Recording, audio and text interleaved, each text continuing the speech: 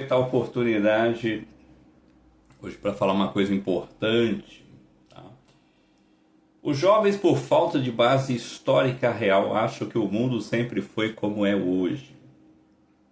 Como se a escola pública e a democracia e os direitos modernos tivessem caído do céu. É verdade. E esquecem que nunca foram ensinados de onde veio tudo isso. A Igreja Católica Apostólica Romana foi a maior responsável pela preservação do conhecimento no Ocidente por séculos. Os mosteiros copiavam livros à mão, preservavam a filosofia clássica, criaram as primeiras universidades como a de Paris e Bolonha, abriram hospitais e abrigavam os pobres. A própria ideia da educação como direito universal só surge por influência cristã. Antes só os nobres estudavam. Foram os religiosos católicos e protestantes que começaram a alfabetizar o povo, muito antes dos estados tomarem esse papel. A escola pública obrigatória é estatal como conhecemos hoje, e um projeto do século XXI para cá. E mesmo assim, em muitos países foi impulsionada por religiosos que queriam garantir que o povo pudesse ler a Bíblia. Mas nada disso é ensinado. Em vez disso, os jovens ouvem que a igreja matou pessoas na Inquisição, sem contexto. Os portugueses destruíram tudo sem mostrar o que construíram também. A Idade Média foi um atraso quando foi um berço da universidade, da ciência e da filosofia cristã. O resultado é que temos jovens sem raiz, sem identidade, sem gratidão. E um vácuo que isso cria é o preenchido com ideologias revolucionárias e relativistas.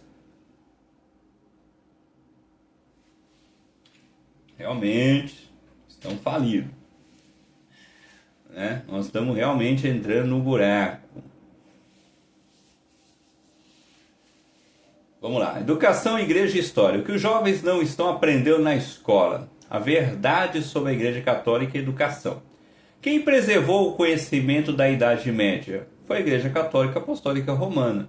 Enquanto os impérios caíam, os monges copistas preservavam as obras de Aristóteles, Platão, Cícero, São Tomás de Agostinho e tantos outros. Sem isso, não existiriam universidades, nem ciência, nem filosofia como conhecemos hoje. Quem criou as primeiras universidades do Ocidente? Foram padres e teólogos. Universidade de Bolonha, 1088. Universidade de Paris, 1550. E a Universidade de Oxford, em 1167. Quem alfabetizou o povo? Religiosos católicos e reformadores protestantes. Por século, o ensino era feito dentro da igreja, conventos, paróquias, e a ideia que todos têm direito à educação nasceu no coração da fé cristã. A escola pública não existiu sempre. Muitos acham que a escola pública sempre existiu. Na verdade, até o século XXI, a educação era privada ou religiosa. A escola pública estatal só se tornou comum após o iluminismo e as revoluções. Ainda assim, no Brasil, só se expandiu no século XX. Quem ensinava antes do Estado? Igrejas, padres, missionários, monges, pastores e irmãs de caridade. O que tem a contar sobre os portugueses? O Brasil foi saqueado. Na verdade, o Brasil foi colonizado, sim, como todo o mundo naquela época. Mas Portugal fundou cidades, construiu igrejas, pontes, fortalezas, trouxe a língua, o direito romano, a religião cristã e o alicerce de nossa civilização. A formação do Brasil não foi só violência e roubo, foi também fé, cultura, miscigenação e construção. O que os jovens aprendem hoje? Infelizmente, muitas escolas hoje promovem ateísmo como se fosse ciência, relativismo moral como se fosse liberdade, rejeição à história cristã, ativismo ideológico no lugar de conteúdo real. Jovens aprendem a desprezar suas raízes, zombar da fé e ver pais como algo vergonhoso. Nosso papel como pais e cristãos: ensinar a verdade em casa, participar de reuniões escolares, que a maioria não vai, cobrar pluralidade no conteúdo, fortalecer a fé e os valores no cotidiano. A educação é a maior batalha cultural do século. Ou formamos cidadãos com identidades e valores, ou entregamos nossos filhos a desconstruções ideológicas. Realmente, é por aí. Vamos falar sobre a criação da USP. Vamos falar sobre isso aqui, iluminismo, né? E a divisão, isso na França, para os socialistas. Vamos lá, iluminismo na França, vamos lá. Excelente observação. E sim, o iluminismo é o divisor de águas que preparou o terreno para muitas ideias que mais tarde seriam aproveitadas pelos socialistas e revolucionários. Como detalhar esse ponto com clareza histórica? Iluminismo, ponte entre cristianismo e revolução. O iluminismo surgiu no século XVIII, trouxe avanços em ciência, política e filosofia, porém também foi a porta de entrada para o racionalismo extremo, o relativismo moral e o anticlericalismo, o que os iluministas criticavam. A Igreja Católica e o poder religioso, as tradições monárquicas e familiares, a ideia de autoridade divina e verdade absoluta. Mesmo serem todos socialistas, o iluministas plantaram sementes que a esquerda colheu depois. Do iluminismo ao socialismo, a linha histórica. Iluminismo, século XVIII, exaltava a razão, a liberdade, mas começou a rejeitar o papel da fé e da igreja na sociedade. Revolução Francesa em 1789, inspirada por ideias iluministas, matou padres, queimou igrejas, derrubou a monarquia e criou o culto à razão. Foi a primeira revolução que tentou apagar Deus da vida pública. Karl Marx, século XXI, influenciado por pensadores iluministas e revolucionários, desenvolveu o socialismo científico. E o comunismo. Marx considerava a religião o ópio do povo, defendia a luta de classe como motor da história. A escola de Frankfurt, Gramsci e a pós-marxismo do século XX deram continuidade ao projeto revolucionário, agora entrando na cultura, na educação, na arte, na moral e na família. Resumo: o iluminismo abriu as portas, separou a razão e a fé, deslegitimou a tradição cristã, valorizou o indivíduo acima da ordem natural, criou espaço para o nascimento do socialismo, anarquismo e progressismo cultural. Hoje muitos professores usam essa ideia sem nem saber sua origem, e os alunos absorvem tudo, achando que estão sendo críticos, quando na verdade estão sendo doutrinados com ideias de 200 anos atrás, remodeladas pela esquerda. Olha só que coisa maluca, né? Doideira. Bom, vamos falar sobre a arte moderna, por exemplo, no Teatro Municipal de 1922. Vamos voltar lá no tempo para a gente começar a fazer isso. Semana da Arte Moderna de 1922, realizado no Teatro Municipal de São Paulo, um marco simbólico na entrada do modernismo no Brasil. Esse evento, embora apresentado em movimento artístico e cultural, também teve profundas implicações ideológicas. Vamos analisar com profundidade o espírito crítico. Semana da Arte Moderna de 1922, mais que a arte é o início da desconstrução cultural. O que foi? Um evento artístico que ocorreu entre 13 e 17 de fevereiro de 1922 no Teatro Municipal de São Paulo, reunindo escritores, pintores, músicos e intelectuais como Mário de Andrade, Oswaldo de Andrade, Anita Malfatti, Villa-Lobos, entre outros. Objetivo: romper com a estética europeia tradicional, criticar o academicismo e criar uma arte brasileira livre e moderna. Mas o que estava por trás? Embora tenha valores históricos, a semana de 1922 plantou a semente da ruptura com valores clássicos, cristãos e patrióticos que sustentavam a cultura brasileira até então. Veja, rejeição à beleza, a forma e harmonia clássica, pilares da arte grego-cristã. Deboche da religião, da tradição e do passado português, já presente em Oswaldo de Andrade e seus manifestos antropofágicos. Introduções do experimentalismo relativismo artístico, onde tudo é arte mesmo, o grotesco ou o vazio. Início da ideia da arte deveria chocar, desconstruir e questionar os valores da sociedade conservadora. Desde 1922 até hoje, a arte como arma ideológica, a partir dali, vimos surgir no Brasil teatros politizados com viés marxista no ano de 1960 a 1970. Universidade de Arte ensinando que toda moral é opressão. Financiamento estatal para obras que ridicularizam o cristianismo e a pátria. Artistas premiando com dinheiro público para exaltar a transgressão, a nudez, a blasfêmia e o vazio estético. Ou seja, a cultura foi ocupada. Resumo, a semana de 1922 foi só o começo. Embora tenha sido vendido em libertação estética, na prática foi início de um movimento de desconstrução e se espalhou pela literatura, música, pintura, teatro, cinema, educação artística. A arte deixou de refletir o bem, o belo, o verdadeiro e passou a servir à militância.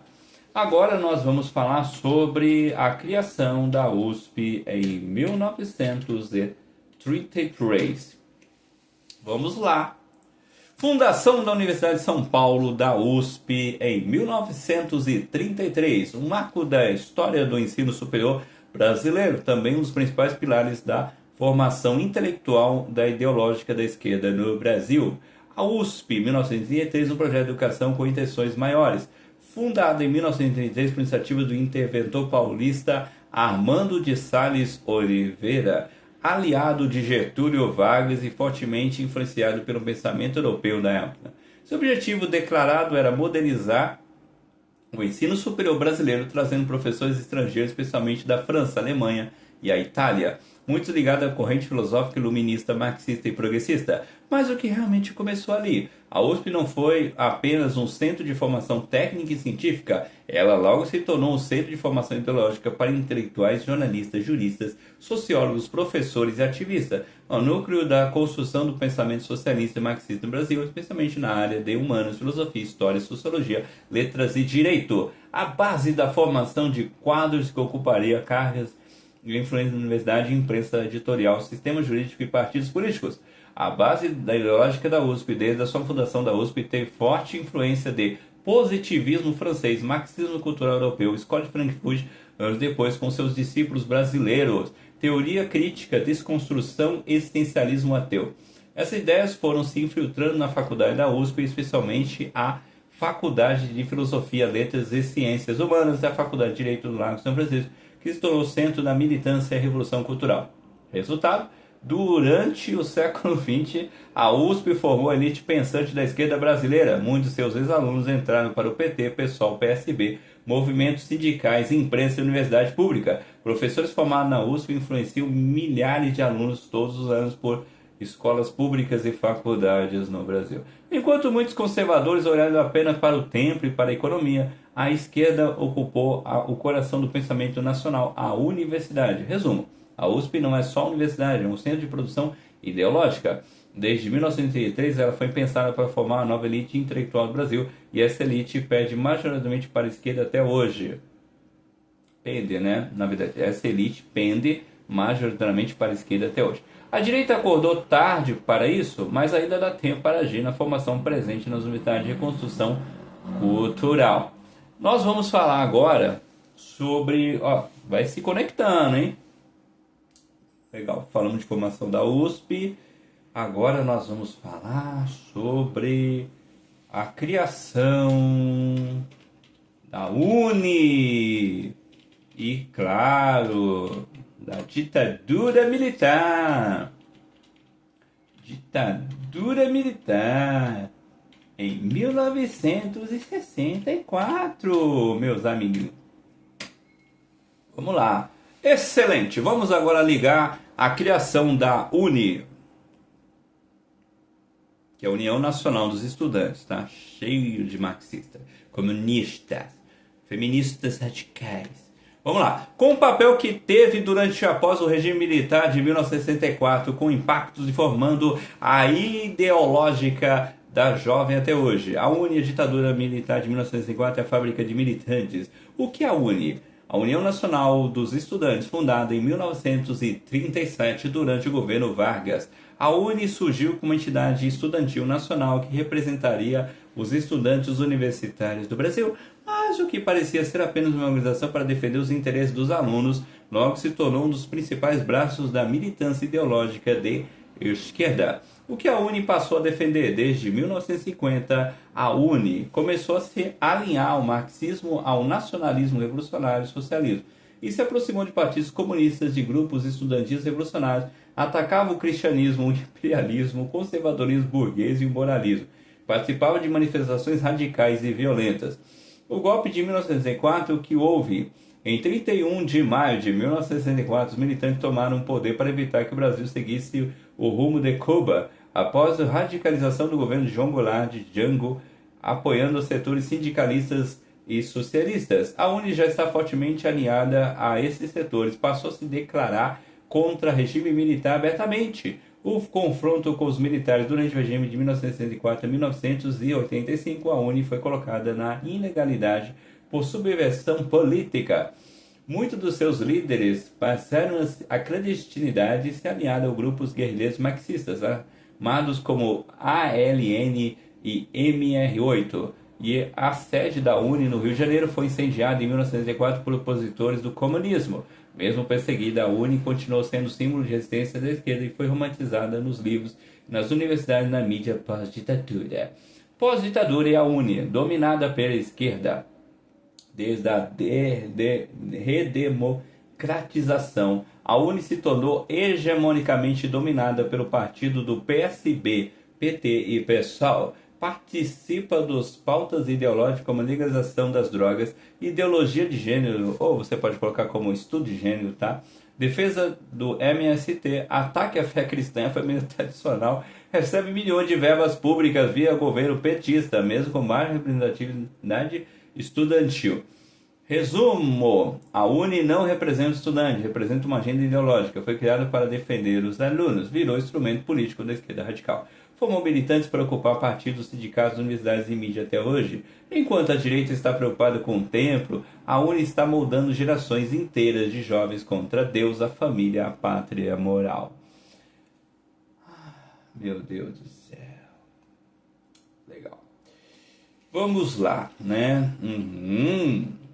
Certo. Formação, né, dos professores marxistas e progressistas em 1990. Vamos lá, né? Vamos lá. A formação dos professores marxistas e progressistas no ano de 1990. Contexto pós-ditadura, ano de 1980 a 1990. Após a redemocratização, em 1985, a esquerda brasileira, impedida de tomar o poder pelas armas durante o regime militar, muda de estratégia. Deixa de focar apenas na luta armada, começa a investir em tomada de espaços culturais, educacionais e acadêmicos. Estratégia vinda de Antônio Gramsci, pensador marxista italiano, que dizia: a revolução não se faz pelas armas, mas pela ocupação e a instituição, especialmente a escola. Olha só que interessante, meu Deus. Ano de 1990, a década da infiltração no magistério. Durante esta década, cursos de pedagogia, letras, história, geografia, sociologia da USP, filosofia da USP passaram a ser dominadas por professores formados em pensamento marxista, gramsciano, freiriano e desconstrutivista. A Universidade Federal Estadual, principalmente a USP, a Universidade Federal do Rio de Janeiro, Unicamp, Universidade Federal de Minas Gerais, Universidade Federal de GS, eu acho que é Rio Grande do Sul, né? Acho que é Rio Grande do Sul. Universidade Federal do Rio Grande do Sul, tornaram-se redutos ideológicos da esquerda. E os novos professores saíram da faculdade não apenas para conteúdo didático, mas uma missão política revolucionária. A influência de Paulo Freire, autor marxista declarado, se intensificou com a pedagogia da libertação, sendo ensinada como dogma. Qual era o resultado prático disso? Professores que viam sala de aula como espaço da militância. Jovens aprendendo que o Brasil é opressor, a igreja é repressora, a moral cristã ultrapassada, relativismo moral, feminismo radical. Estou lembrando agora da USP. Ideologia de gênero, ou estudo de gênero, a crítica ao colonialismo se tornaram conteúdo transversal. Conteúdo transversal, vai ligando. Olha a UniBTA aí, gente. A formação religiosa patriótica e a ética foi retirada ou ridicularizada por ambientes educacionais. Quem formaram os professores? Professores militantes formados em 70 e 80. Universidades influenciadas por Marx, Gramsci, Paulo Freire, Foucault, Derrida. ONGs, movimentos sociais fundados em ligações internacionais de Fundação Ford, Open Society, Unesco e etc. Enquanto isso, a direita ignorava a formação docente, achava que o problema era só ideologia na mídia, doutrinação das novelas. Com certeza. As igrejas pediam espaço no coração dos jovens, que passavam 5 horas por dia, 5 dias na semana, com professores formados para desconstruí-los. Resumo: a Revolução Cultural foi executada pelo sistema educacional. Aluno aprende com professores que foram formados em viés marxista. Rejeitou a fé, família e autoridade. Apresenta a história do Brasil como opressão. Ensinam que a verdade é relativa e que tudo é construção social. Meu povo, a culpa é da UniBTA, que está formando os comunistas, né? Interessante, né? A OAB de São Paulo tá cheia de progressista. Muito bom, meu povo, né? Como a gente fala, confia e acredita, né? Que a culpa é do comunismo. Impressionante, né? O negócio começa lá na... Nossa, eu tô até assustado aqui. Olha só, gente, o negócio começa lá na França com os iluministas. Aí eles tiveram um racha entre eles, entre os iluministas e o socialismo, e aí surge toda essa doença que a gente tem hoje, né, esse câncer, para a gente hoje começar a perceber a formação aí dos nossos professores das nossas universidades. E a culpa, é claro, né, é da UniBTA, que não sabe escolher professor. Não é tão simples quanto parece, tá vendo? O negócio começa lá, né, lá atrás, na Europa, tá vendo? Depois, né, para chegar até aqui no nosso Brasil. E depois a gente fica impressionado como tem professor ligado ao PSOL, professor ligado ao PT, né? A nossa professora usando quebra de padrão, desconstrucionismo, entendeu? Então, assim, o negócio não está aqui, o negócio está lá, né? Lá atrás. Olha só, né? Olha a quantidade de história, mas foi legal. Então, o que acontece? Exatamente isso que acontece hoje em dia, que é interessante. Então, o que acontece é o seguinte: Antonio Gramsci, que foi um filósofo italiano, ele até escreveu um livro lá dentro, quando ele foi preso, e ele falava uma coisa interessante.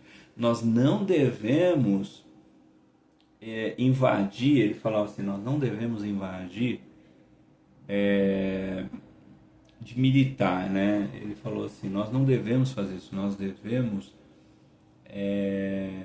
alcançar o chão das fábricas, o chão das escolas. Ele falou, nós não devemos invadir quartéis. A nossa revolução vai ser o chão das escolas. Antonio Gramsci, italiano. Depois de muitos anos veio a escola de Frankfurt, né, na Alemanha.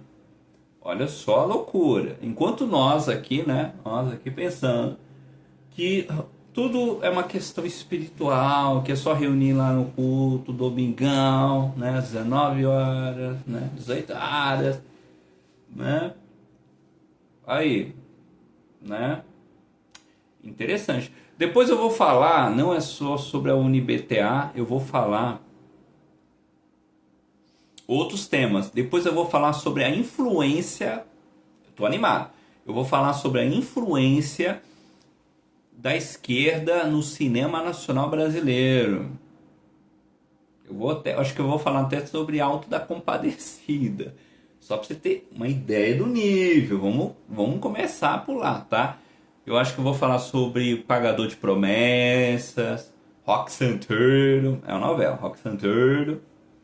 Entendeu? Aí depois nós vamos falar sobre Leonardo Boff, nós vamos falar sobre pastores, né? Teologia da libertação e outras coisas aí, tá?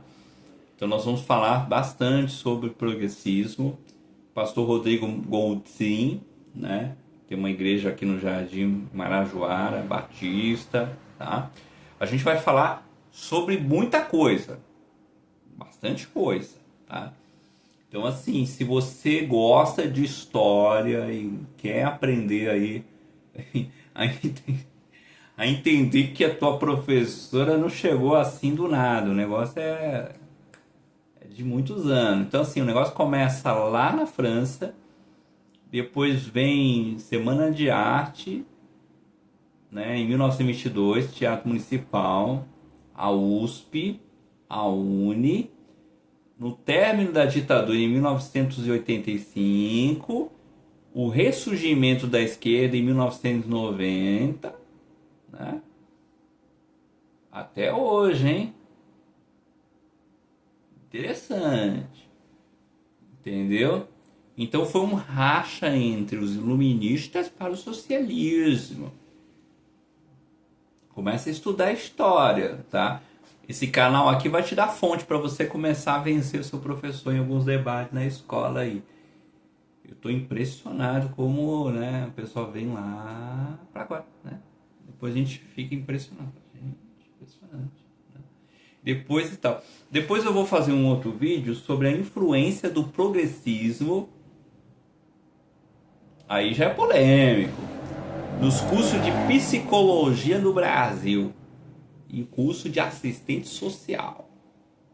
Assistente social. Entendeu? Que tá todo mundo perguntando aí, né? Como que esse negócio entrou, né?